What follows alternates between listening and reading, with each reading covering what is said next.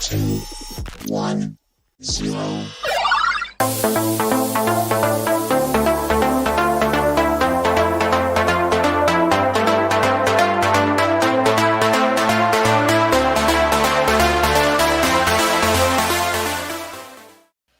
It's Monday night, folks, which means it's time for Monday Night Nerd. Welcome, one and all. Hope you are doing very well. It is Monday, October 7th, and tonight we're going to have Pretty Nerdy Crystal on the show. She's just having a little bit of technical difficulties, but she should be on very shortly. So until she gets on here, you're going to have to deal with this ugly mug. Again, I hope you are all having a great weekend. We're going to talk all about Niagara Gamescon. Niagara Gamescon. It was a great convention in St. Catharines yesterday, Sunday, and we're going to talk all about that. We're going to talk about some seamstress stuff, some sewing stuff, because Crystal is an incredible sewer. She has been a guest at Fan Expo because of how good her sewing is, and she's going to talk all about that. But before we get into that, obviously, we have to do a little bit of news and a little bit of stuff going on in the world outside of cosplay and all that stuff. So we're going to kick things off with a little bit of news. Folks, if you're a PlayStation fan, you know about the title Until Dawn. This was an incredible movie/game that came out a little while ago for the PlayStation 4, and it was really fun to run through it and play all these interesting little storylines that they had about being in the woods in the cold. And now PlayStation's for some reason remaking it all of a sudden. We've only gone through one console generation and PlayStation's already remade it. People are freaking out about that. But also they're making a movie out of this, which I don't understand. Something like a God of War or a BioShock, you can do different things with it. Until Dawn was a start to finish story. I don't know how they're going to do a movie of this unless it's literally the exact same story that the game is. And if it is, we've already watched that movie now twice. I'm confused by Sony's logic when it comes to this, especially when they have a plethora amount of different IPs they could run with for movies, but for some reason they chose this one. So I'm a little surprised by it, but you know what? I am a fan of the game. I'm probably going to play through it again because it's one of those ones that has multiple different endings. I played through it once, had a lot of fun, and now that it's out again, I'm probably going to play through it again because I like trophies and I want to get the rest of them. So I'm probably going to play it again. The movie, however, I'm still a little unsure about. And joining us now is Pretty Nerdy Crystal. Crystal, how are you doing? Oh, great. Crystal. It has been a long time since I have seen you. It's been less than 24 hours. Oh, no, it's about 24 hours. Yeah. How are you doing this evening? I'm stressed out because it's still not done. Crystal is dealing with a computer that is just not being nice right now. No. But that happens. It happens. No sweat, no worries. We're glad you're here. As I said at the beginning, Crystal, a former guest of Fan Expo, a seamstress extraordinaire, and let's not be modest here. The girl's got a sign the size of this room from Fan Expo. She had her Scarlet Witch dress on display this year for Fan Expo. Her skills are incredible. Let's jump into things quickly because we don't want to waste any time. Niagara Gamescon yesterday. You were a guest. I was a guest for the first time. What did you think of Niagara Gamescon? I thought it was cute and small, which was nice, and I like that it was just games. It was actually really fun. I was a little worried that being one genre was going to be a little bit concentrated and you can only do so much with gaming, but it was actually a really good turnout, in my opinion. Yeah, for a first time, I was impressed at how many people showed up to the American Community Center. Yeah, it was a nice little community center that my mother-in-law, honestly, when she saw the photo, she thought my brother-in-law had a stag and doe there. He didn't, but she was like, I've been there. So it was fun though. Even the cosplayers that came out, I don't know if anybody saw the photos, but we had a cosplay contest during about the middle of the afternoon, and we had some pretty cool cosplayers come up. I was impressed. Mm-hmm. It was like the one girl was like her first cosplay in a while, and she 3D printed everything. So that was pretty cool. Yeah, we had a Lara Croft come up who had a whole bunch of the PlayStation 3 equipment. She had her ice pick, she had rope, she had a radio. We had an Alice from the American McGee series. We had a Princess Peach. We had Samus. We honestly, with little cons like that, I do worry if I was the one making or setting up the convention. When you put something out there like there's going to be a cosplay contest, you kind of worry if it's the first con, is there going to be anybody that shows up? But there was actually some pretty good cosplayers. Yeah, I kind of wish I knew sooner because I would have like said more. Be like, come on out, cosplay contest. There's a big prize. But that, for first time, they did a really great job. I was really proud of them for first time, Yeah, they look like they were having a ball. We were up there with the gentleman that was in the live action My Pet Monster, the voice actor from Duke Nukem, which I'm still kind of fangirling about because I love that series. And yeah, it was really fun. I hope we get invited back again. I would love to go back. You especially, because you were literally 2 blocks away from it. Yes. You can walk there. that makes a con just perfect if you can literally roll out of bed and get to the convention. Yeah. But yeah, I don't think you believed me that I was like, you can walk there. Nope. I've heard people exaggerate that a little bit, but no, it was good. You picked up some stuff while you were there. I picked up some. What did you tell the people what you picked up? I got the Super Nintendo Mario paint because I lent it out once and it never came home. So I rebought it. So for Gavin to play with. That is such a fun game. As soon as you brought it up to the table, just the nostalgia just fell over me thinking of swatting flies and painting and making music with that game. It's still good. And that's the thing. Even I remember back in the day, the mouse was so new. Like, yeah, computers weren't really a thing back in our day. Computers weren't really a thing. But we're still in a world where mice and stuff like that isn't foreign to kids anymore. It still works. So I think Gavin's gonna have a blast with it. I'm excited. I'm excited for him to try it. Oh yeah. And I picked up Bayonetta and Portal 2 for the PlayStation 3 for $10 a piece. And I want to stress this, guys. If you're a gamer in the St. Catharines area and you're looking to complete a collection or start a collection of games, this was the convention to go to. And make sure to mark your calendars for next year because there were deals everywhere. There were not just big vendors who were trying to make, 15, 20% on all their games. There were people, looks like they were just trying to get rid of some of their own collection and just trying to get rid of it, which was great if you were looking for odd stuff here and there. Yeah, I was impressed. I only looked a little tiny bit, but I was really impressed. So many consoles for like a really good deal. Couldn't believe it. Yep. Yeah. I could have bought more, but I needed to hold back because I've got enough. I've got enough right now. But yeah, hopefully we will be back next year. It was a lot of fun, and I can't wait to see where they're going to go with this. Same. All right, so we are here talking to Pretty Nerd Crystal. Let's jump into you. Let's jump into your background.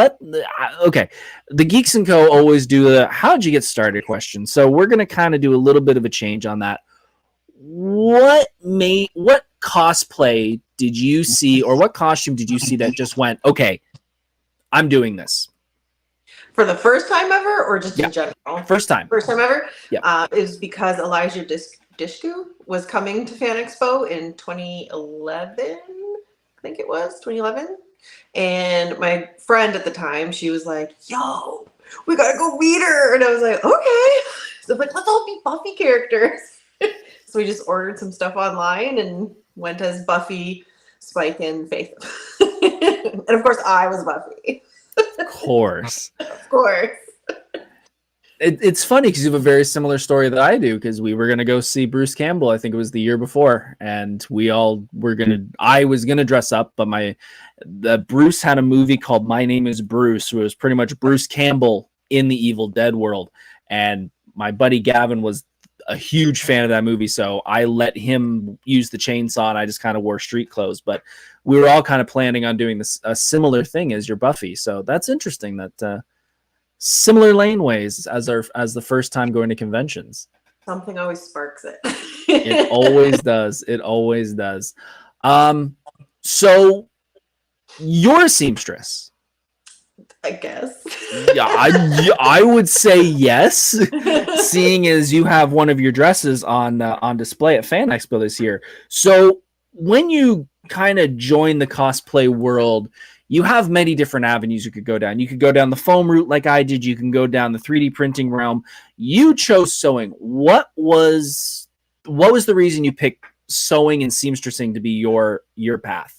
I learned it since I was little. My mom taught me how to sew. She sewed dance costumes for my aunt, who owned a dance studio every year for like big productions and stuff. So I always had sewing around me, and she showed me how to sew. And then the following year after, so 2012, my first costume, I didn't have a sewing machine. So I just hand sewed everything. And you shouldn't hand sew leather ever. Don't do that ever. And then the next year I had said to my mom, I really wish I had a sewing machine. I wish I could afford a sewing machine. So she bought me a sewing machine.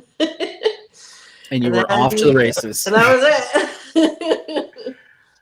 So that's funny, because it's, again, wow, another similar path as me, because my mom was is a seamstress. She would always hem my pants. She would always do little things. She helped sew the Judge Dredd cosplay with me this year. The difference was she never taught me how to sew. She just did it all herself. So that is interesting.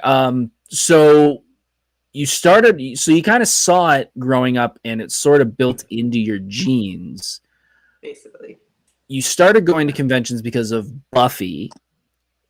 What was the first cosplay that you somewhat, even to a point, built yourself? The Arissa costume the next year after the Buffy one. Mm-hmm. I went thrifting, and I spoke about this at my panel at Fan Expo last year, because I had to do one. So I did the thrifting to cosplay, and I talked about how I went out, bought clothes, unripped them all, stitched it all back together by hand, and then the following year got a sewing machine. And then my first sewing was spandex, and I don't recommend doing that as your first go-to. It's funny, every time we talk about sewing, I always seem to pick the project or the fabric or something that's like, you pick the biggest pain in the butt to do. And I'm like, I'm going to do gloves. And you're like, why? Why are you starting with gloves? I can't just do a shirt. I have to do the biggest pain in the butt to do. I don't even make gloves. I bought my Joker gloves because I was like, I'm not doing that. Point proven. So because I'm not a seamstress, I don't really understand sewing yet. To a point, I do a little bit. I dabble, but I still don't understand it completely. If I want to start sewing and I want to start cosplaying, where do I start? There's a billion fabrics. There's a billion sewing machines. Break it down. Where do I begin? Well, my first machine was a Kenmore, which I don't know if really exists anymore. It was from Sears. My mom worked at Sears, so she bought me one from there. And that thing lasted me till the pandemic. So 2013 till then. And I just wore it out, the metal bobbin inside, when it's moving, it shredded down the metal. So it just wasn't really doing it anymore. So then after that, my mom and I looked all over, and she's like, I think this brother would be best for you. And I'm like, okay. So then she bought me a brother. So if you were to start from scratch, is there anything that is a necessity? Because with sewing machines now, you can go from basic model, where it's absolutely, I don't want to say idiot proof, but it's the basic, or you can get something where you pretty much press a button and it does it itself. If you're beginner, like, do you want to stick with basics so you learn the fundamentals, or is it to the point now, if it can do it on its own, it's better? I say if you want to learn how to sew, get a mechanical, because that's going to teach you how to actually do what you need to learn first. And then once you've like worn that out, like myself, you can get a fancy one that has fancy stitches. Okay, good to know. Let's talk about fabric.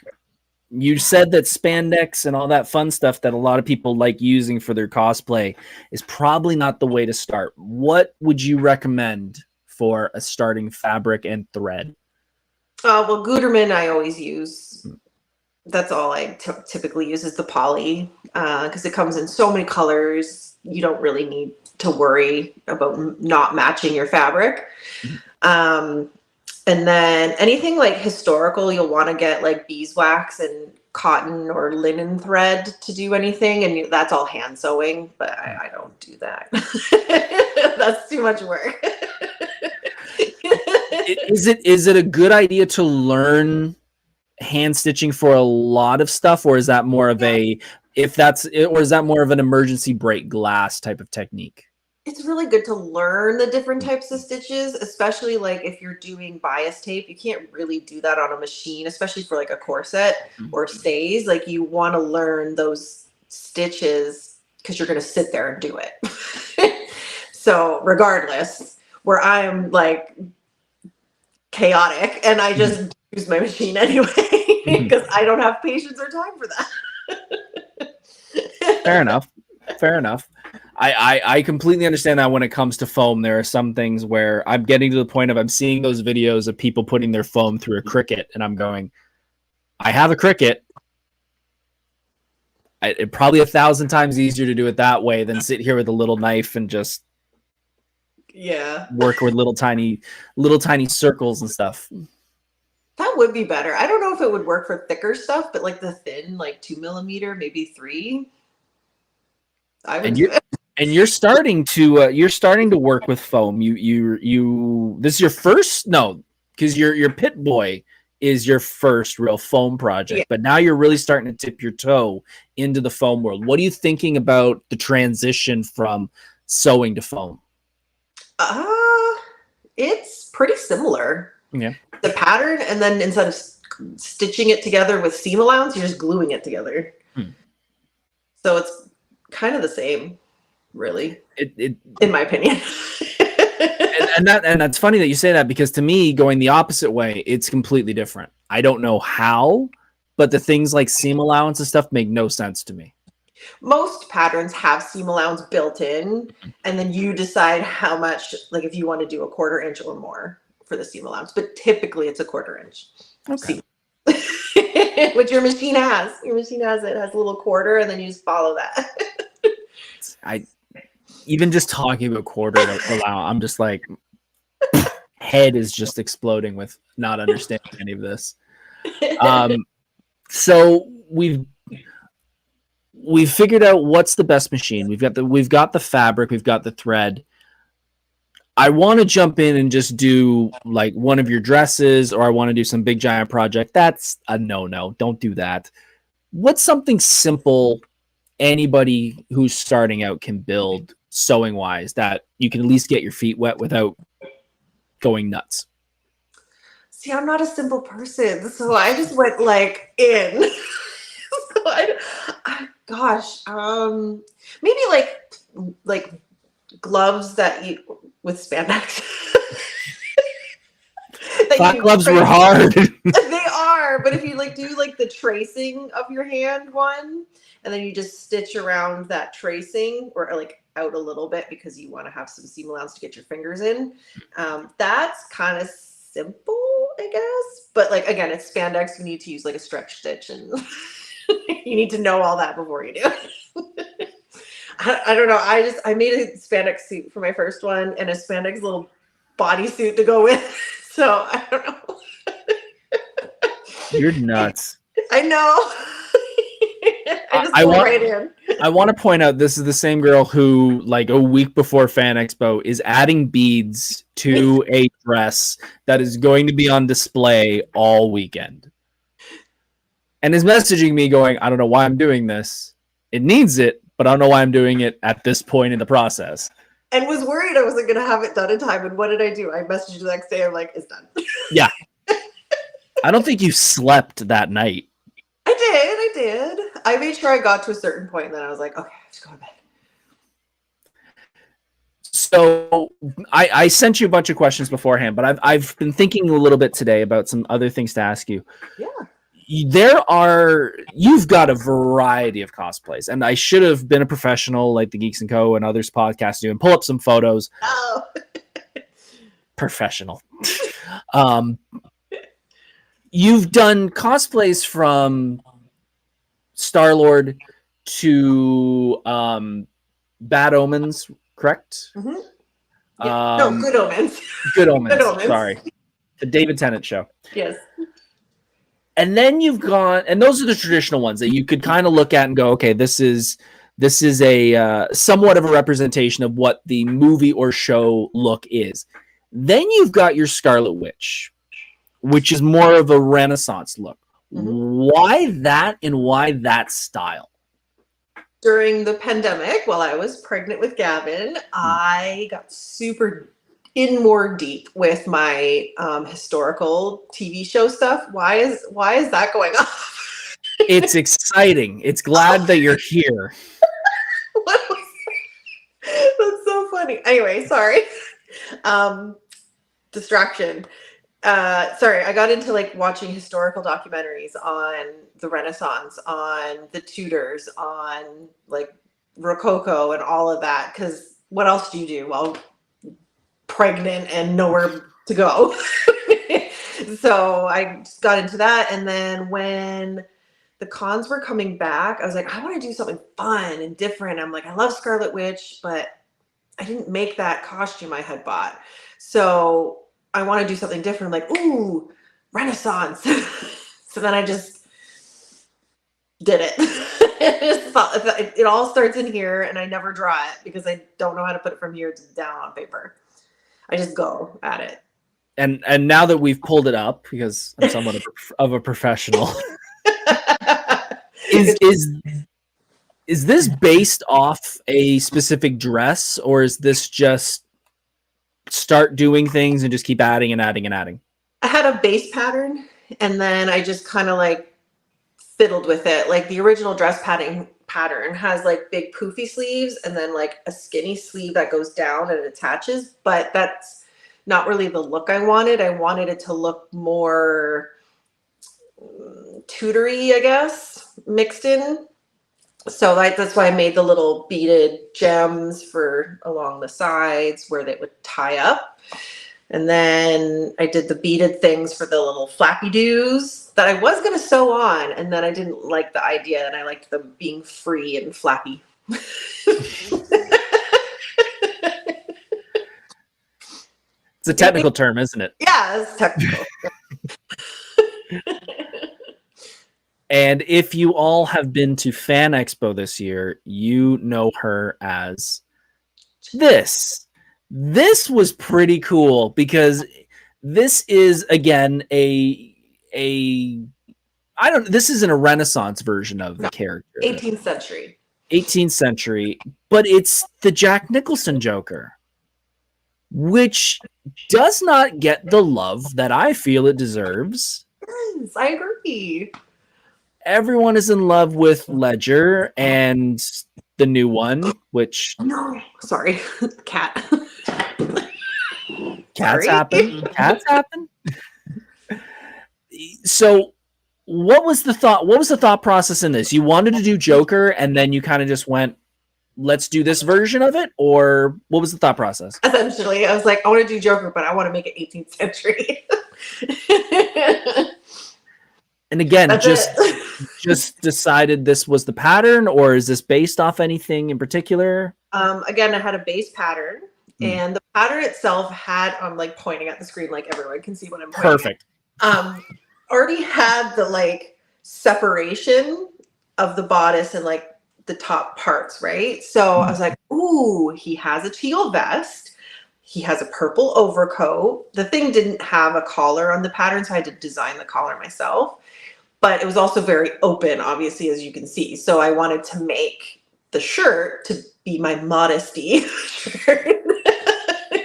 Because he had a shirt anyway. I just thought it like melded really good with like his design and then this and like the design of the dress. It just matched so well.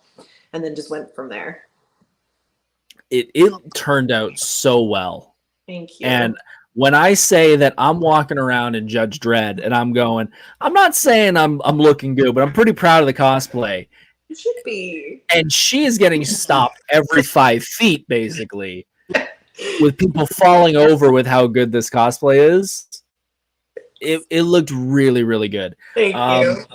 When it comes to the bane of every cosplayer, the heat.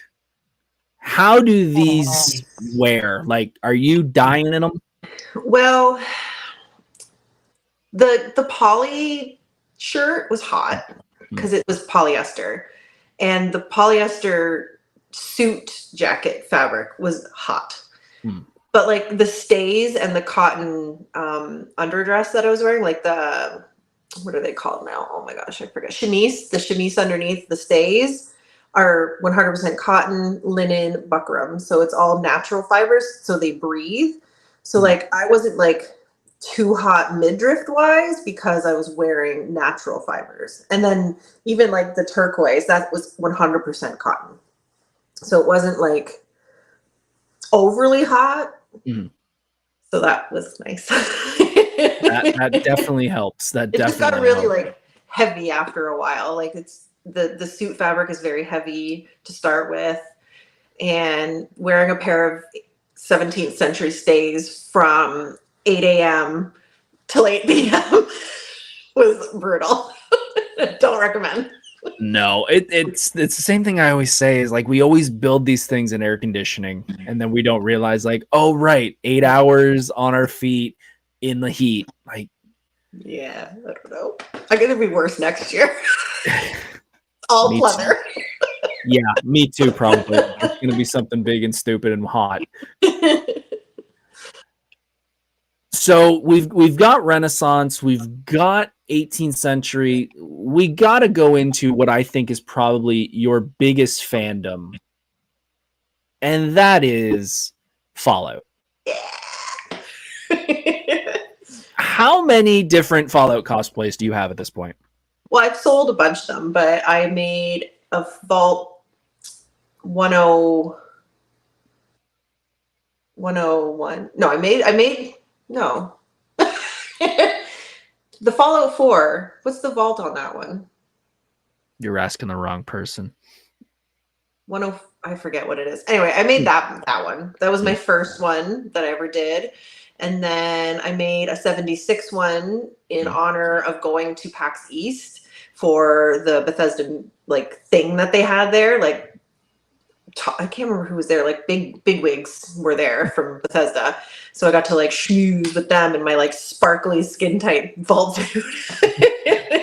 And then after that, I did make some cute stuff for friends. I made a Slocum Joe's dress that's like similar to the style of the one you have on screen right now. And then, of course, the responders from Fallout 76. I wanted to do a dress instead of a jumpsuit. And it's fully denim. It's 100% denim. And then I have the one I wore yesterday. And, I had the Red Rocket jumpsuit. And a Nuka-Cola jacket. So I love Fallout. I was going to say, let's go into it a little bit. Why Fallout? What is the big... I am not a Fallout fan. I've tried a couple of them. It's just way too many choices. I'm getting to that age where I need something boring, and you're going to put me on a path way too complicated for me. Why Fallout? What is the big thing of Fallout that made you such a diehard fan? I don't know. Like, I just started playing Fallout New Vegas first, I think. Or did I play 3 first? It was like a couple years after they came out. Like I wasn't even into gaming back then. Like I was like too cool and was out clubbing, and wasn't embracing my like inner person of like geekdom, and I was just like, I'm cool, so I didn't get into it later, but I fell in love with Vegas because the story was just like so much better. It's just so good. It's not the typical like, I gotta go find my parent, like I gotta go find my son. It's like, ooh, someone tried to murder me and I want vengeance. Yeah. Okay. It like I said, it's not my alley, but you and there's a couple other cosplayers in the Toronto area that are like, that's one of the only things I think of when I think of these cosplayers, and it's just it's probably like Borderlands and me with other people. Like they're just looking at it going, especially when the movie came out, they're all like, "Why do you like this?" Don't look at the movie. It is an interesting concept because it does have that that sort of dystopian look. You can do a lot with it, and I do like that even like you said, like you listed 8 to 10 probably different cosplays, and that is from a franchise that doesn't really have a signature protagonist in it, and that I've always found interesting. Like it's not just like we're gonna do the Guardians of the Galaxy and you've got your 5 or 6 that people are gonna cosplay. Like, these are all different characters from the universe, and a lot of it you've probably created through your own running around the world in general. Oh, and I forgot I made a cultist. There's number 20. I forgot. I just thought of it now. I was like, oh, the Mothman cultist. Yeah, I made that too. I forgot. So yeah, that is a fandom that I'm not particularly a big fan of, but I do understand why you guys like it so much. I'm gonna convince you. Probably not. No. Probably not. I don't game as much as I used to. You had a better chance back then. I've got enough to play right now. I still gotta go through so many Resident Evils and such. It's too much. So we're at about the half-hour mark, and we've kind of covered sewing. We've covered your different cosplays. Let's talk about guesting at a con. So you guested yesterday, which we talked about, but let's talk about guesting at Fan Expo, because you were a guest of honor, shall we say? Yeah, I'd say you're a guest of honor in the cosplay world last year. And this is something that a lot of cosplayers would love to have on their resume, because this is the 4th biggest con in North America, is Fan Expo Canada. What's it like getting that email and realizing like, whoa, this is a thing? What did I do? I think I came home, I was cooking dinner, and my phone doesn't refresh when I'm at work for some reason. So I just like happened to open my email, and I'm like, Fan Expo. I'm like, oh, this is gonna be like, sorry, no, thank you, but no. And then I'm like, but wait, they didn't do that last year. So okay, and I open it. It just says, congratulations, we want to have you. And I went, ah! And poor little Gavin's down here going, what, mommy, what? Because I'm like screaming. It's the appropriate reaction. Yeah, and then I immediately called Sarah, who I never call, so she probably thought something was wrong. Did Sarah apply too? No, she was just really, really happy for me, and then I was like, "Be my gal, be my table mate." And she did a great job. She did. She really did. She was very helpful. She's the best. So you get the email. You freak out just like anybody else would. What do you start doing next? Do you get your cosplays together? Do you get everything else? Well, I was making a costume that I wasn't going to finish, and then I had to rush finish it because they only gave us a month to do anything. So like, I hated the costume. I'll never wear it again. I wore it that one day, and then that's it. It's tucked away forever. It's never coming out and seeing the light of day ever again. Was that Rogue? Yeah. I like that cosplay. I don't like it. I hated the leggings. I did such a bad job on it. I was just unimpressed. I should have brought Katra instead, honestly. So that I can't believe you don't like that cosplay. I like it. I hate it. So you've got the email, you're ready to go. What's it like being behind the table for a whole weekend? It was nice. Because like you're not on your feet all day, like just meandering and like trying to find somewhere to sit and rest. It's like, oh, I can like just sit here and see people, and they can come see me, and I don't have to go try and find them. They know where I am, so they can come see me, which was nice. So I got to see all my friends because they came to me instead of me going, "Where are you?" True. Yeah. See, even going out, even after yesterday, like I don't know about sitting behind a table. I'm a walker. Like I want to just see. It's not even seeing the con. Like I know so many people complain about the walkway going from north to south in the Metro Toronto Convention Center, and on the Saturday you get locked. Like it's always going to happen. And I see it as a positive, though, because if I'm in a big cosplay, I want to be on that side that's closest to the middle, and I've got a constant flow of traffic passing me.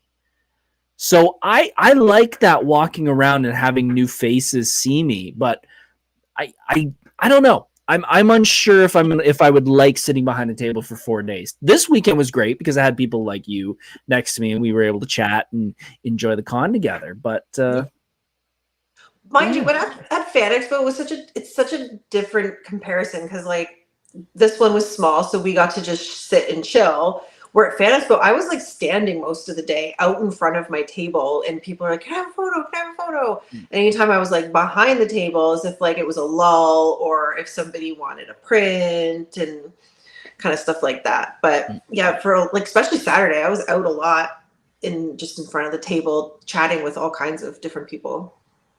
All right. Well, maybe I'll apply this year. I hope you do, and I hope you get in. Well, we'll see. We'll see. Fingers crossed. I can, we'll see what happens. I don't want to put it out into the world because I don't want to get my hopes up. I know. I'm always the type of person, even with concerts and stuff. Like the minute I'm sitting in the seat, that's when I get excited. So we've talked about all the things that we want to talk about, Crystal. I'm going to throw you a curveball, though. Joker. Oh, the movie? The new movie. The new movie. Oh, the movie. Oh, okay. The new movie. Everybody that I've read has panned it. Mm-hmm. You, however, have not. No. So I would love to hear your side of this. I'd love the audience to hear your side of it because we talked about it a little bit last week. Or yesterday. For those who don't know, Joker officially came in this weekend, and after only the first weekend, it's only made $40 million with a $200 million budget. They're saying it is less than Morbius got on its opening weekend. Oh, people are not happy with it, but I'm not saying it's a bad movie because people have their opinions about everything. You have a positive side of it. Tell people why you like this movie so much. Because I understand it. Perfect. End of review. End review. I just understand what the director was going for. It was, Arthur had music in him in the first movie. No, it was not outwardly shown because it was all internal in his mind, turning into who he became, right? So like he anytime did something bad or high stress, he would do his dancing, right? Mm-hmm. So that this was just more extroverted, where like we got to see what is going on inside this mind of this man with the music he hears during stressful situations in his mind and his person. And so I understood that. And like, I'm a big Lady Gaga fan. So I was already excited that she was there doing musical stuff for it because she's just a brilliant mind. And I really liked like how they were kind of being like, you should not be idolizing this person who's not even a real person. He's an idea and you're idolizing him, and we're just going to shove it in your face that you shouldn't be. So like, I kind of understood that. That's why I think a lot of people are angry. It's because it wasn't about Joker. It's about Arthur, not Joker. Yeah, I obviously haven't seen the movie yet, but from what I've read, that does seem to be the biggest critique. Is I think a lot of people were looking for this to be. See, it's weird because I've seen some people review it and say they were kind of looking for it to be an evolution of the character based off what we got in the first one. Mm-hmm. But then we've also heard so many reports from when the first one came out that this is a completely different take on Joker. Exactly. So I like the way that you said it because it definitely is more about the Arthur character, and I could tell that even by the trailer that you can't do a musical movie and just be like, and we're doing a musical without having a point behind it. Yeah. And the idea of having this alternate Joker is a great concept, but I think too many people still go back to that classic Ledger or even the classic animated series of that's the way Joker's got to be. And I'm not a giant fan of the new movie, not the Joker, not the sequel, but I do appreciate a different take on it. Yeah. I think it's great. But I told you, like, there are things in it that I didn't like, and I wish didn't get put in there for my reasons that I told you. But other than that, like, I understood it, and I would watch it again. I probably wouldn't watch it like 4 times a year like I do the first one, but I would watch it again. Yeah, that's it.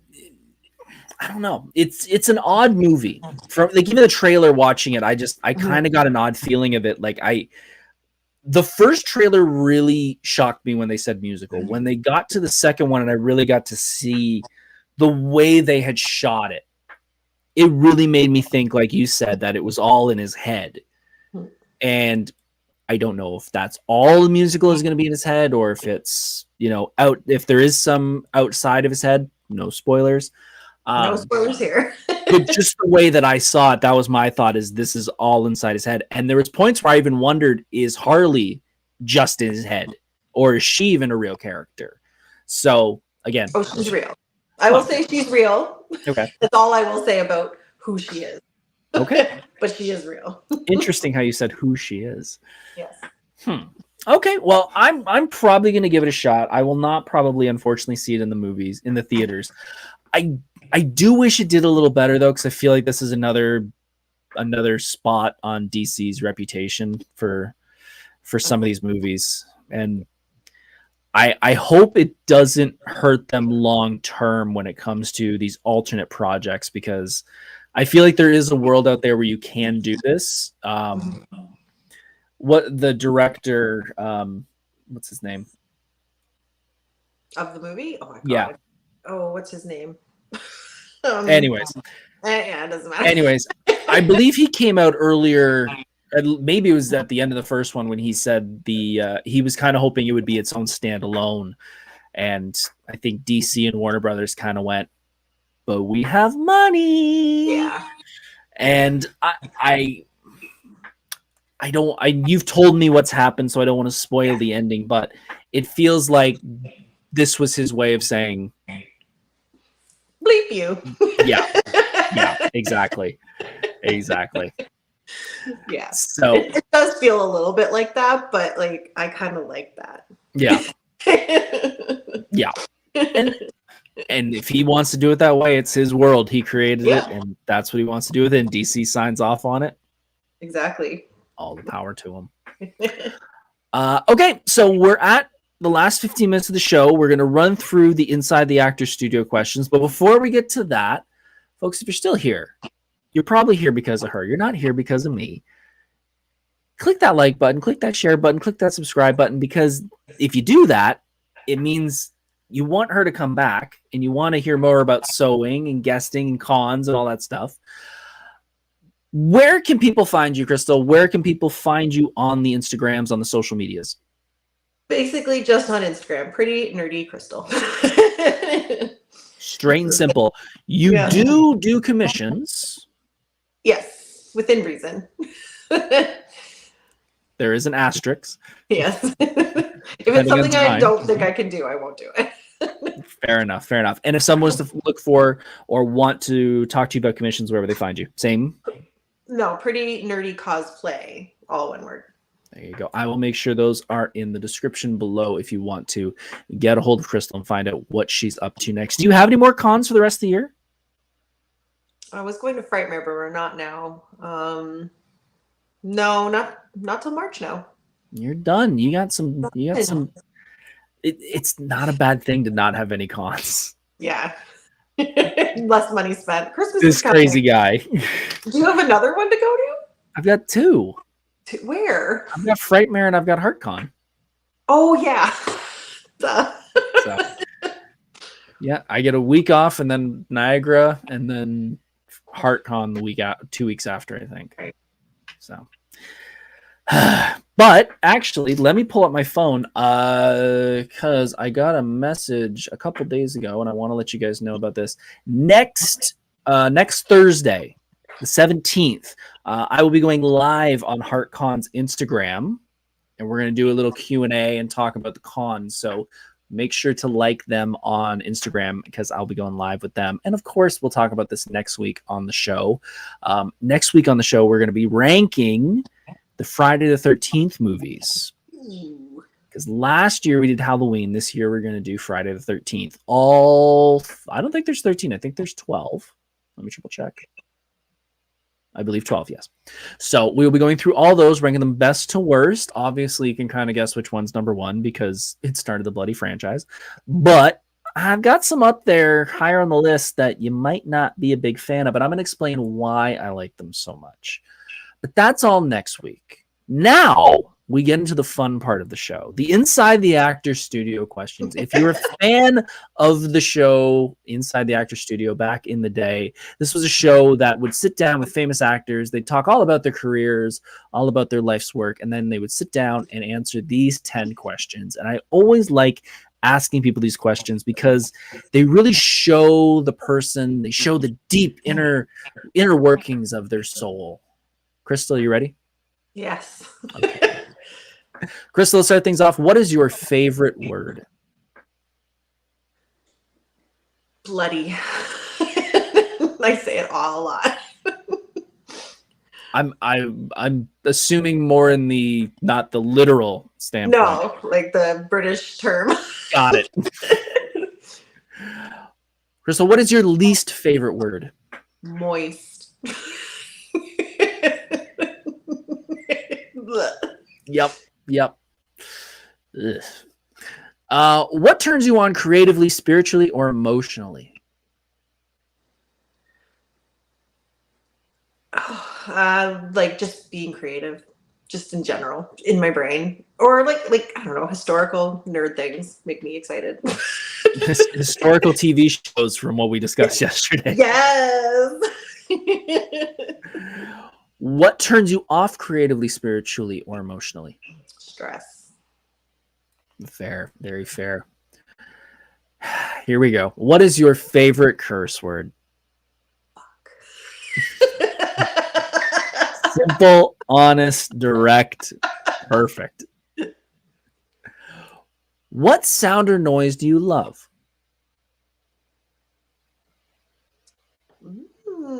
My son's laughter, actually. Spoken as a true mom. What sound or noise do you hate? Loud screaming. Spoken like a true mom. What profession other than your own would you like to attempt? Nothing. I like my job. It's a pretty fun job. It is a fun job. What profession would you not like to do? Food. Anything food. So anything working at a restaurant, anything like that? Yeah, fast food. I've done it before. It's gross. I hate it. You stink. You do. You do. It's one of those, no matter where you work, you're going to smell like something.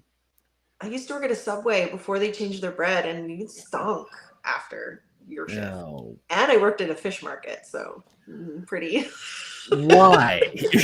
My mom got me my first job. It was there. No, couldn't do it. Couldn't do it. I wouldn't even work at a fish and chip place, let alone. Oh, you stink all day. Yeah. Lastly, if heaven exists, what would you like to hear God say when you get to the pearly gates? What the fuck are you doing here?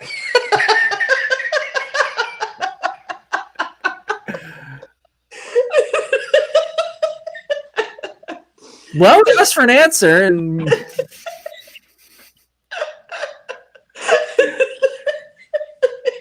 God swears, I guess. I don't know. God, yeah. I guess. I don't know. I think he's allowed. I think he's allowed.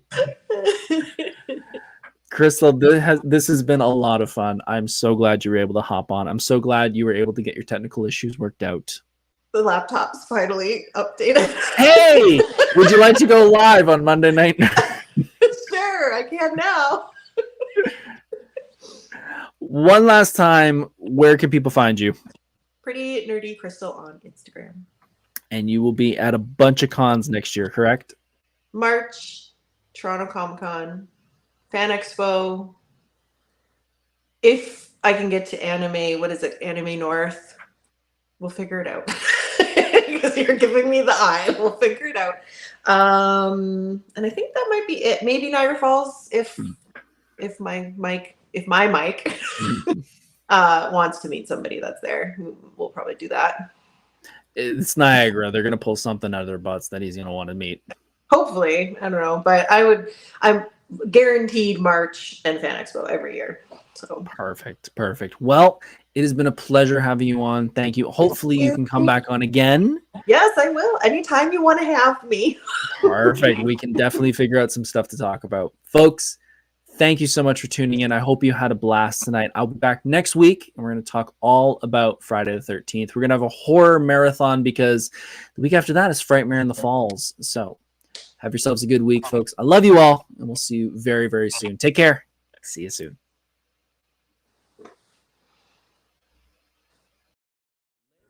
Hey, thanks for watching Monday Night Nerd. If you enjoyed this content, please hit the subscribe button, like this content, and follow on social media for even more nerdy fun. See you soon.